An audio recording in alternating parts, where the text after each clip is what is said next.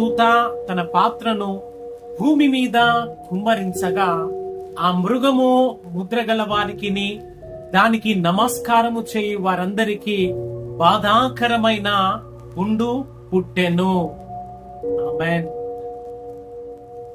సర్వాధికారియు అనంత జ్ఞాని అయిన దేవుడు భవిష్యత్తులో జరగబోవు సంగతులను నీకు తెలియజేస్తూ ఉన్నాడు.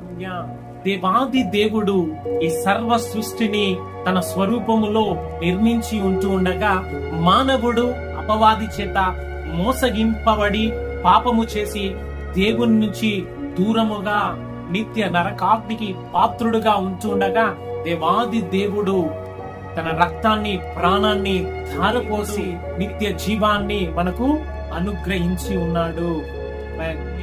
ఈ రోజున ఈ యొక్క సత్యాన్ని వింటున్న నీవు ఆ యొక్క సృష్టికర్త అయిన దేవుణ్ణి కాక ఈ యొక్క సృష్టి మరి అపవాది అయిన మృగమునకు నీవు నమస్కరించక లోబడక దేవుని ఉగ్రత నుంచి తప్పించబడి దేవుని నిత్య రాజ్యములోనికి నీవు నడిపించబడుదువుగాక. ఆమేన్. హల్లెలూయా.